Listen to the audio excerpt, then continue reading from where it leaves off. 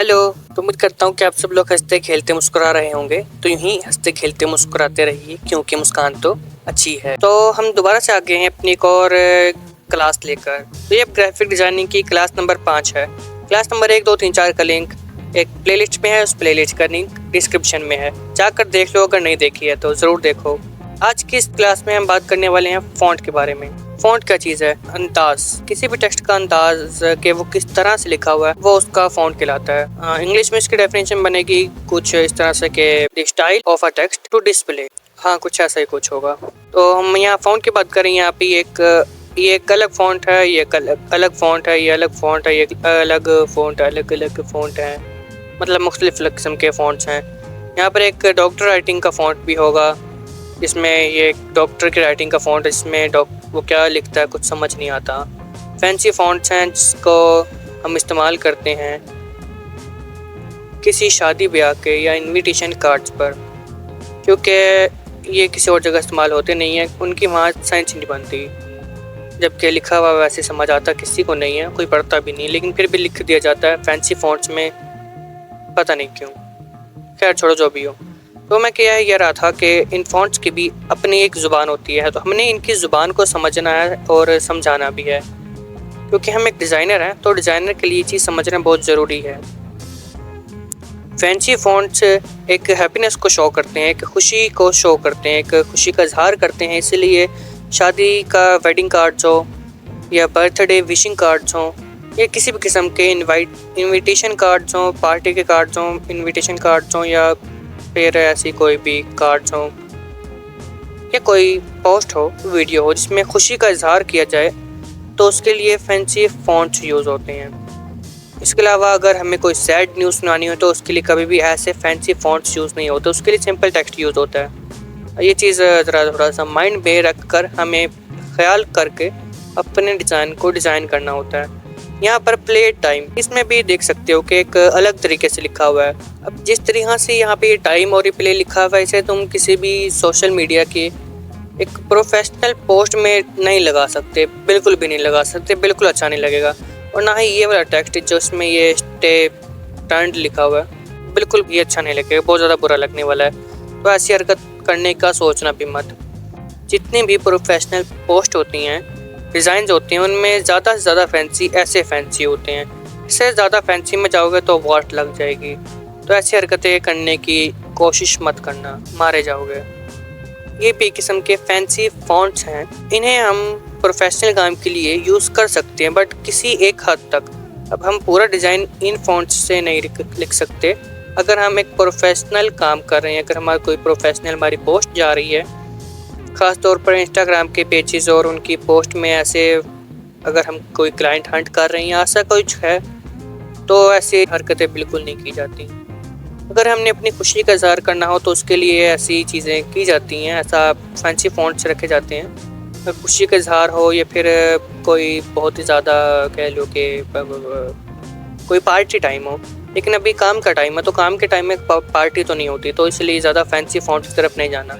Fonts की भी अपनी ज़ुबान होती है, उसको मद्देनजर रखते हुए हमने अपना काम करना है। अब यहाँ पे BOLD bold, big and bold, ये बोल्ड लिखा हुआ है। ऐसे टेक्स्ट को हम गेमिंग पोस्ट में इस्तेमाल कर सकते हैं। हमें कोई गेम का कोई बैनर बनाना है, कोई थंबनेल बनाना है, उस पर हम ऐसा फॉन्ट यूज़ कर सकते हैं। ये बिग एंड जो है ये भी एक सिंपल वे में, बट एक बोल्ड किया हुआ है, एक अलग टाइप से लिखा हुआ है। इन टेक्स्ट की एक अलग अपनी ज़ुबान होती है, इनकी ज़ुबान को समझना बहुत ज़रूरी है। जब तक तुम इनकी ज़ुबानों को नहीं समझोगे, तुम एक डिज़ाइनर नहीं बन पाओगे। अब इसमें भी देख सकते हो, पहले यहाँ पर ऊपर एक सिंपल फॉन्ट में है, फिर एक नीचे स्टाइलिश फॉन्ट है।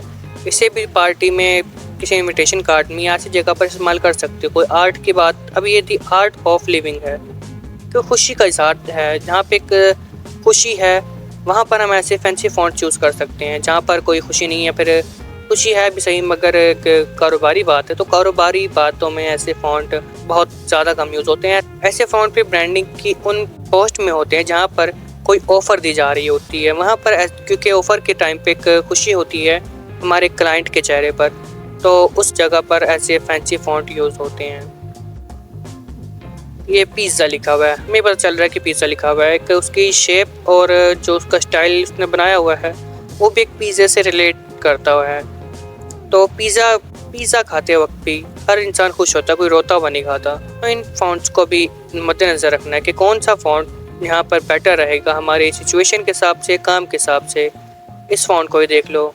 अब इसके ऊपर वाज़ तौर पर लिखा हुआ है पार्टी, क्योंकि ये पार्टी के लिए ही है। ये फ़ॉन्ट हम किसी प्रोफेशनल पोस्ट पर इस्तेमाल नहीं कर सकते, बहुत ही बकवास लगेगा।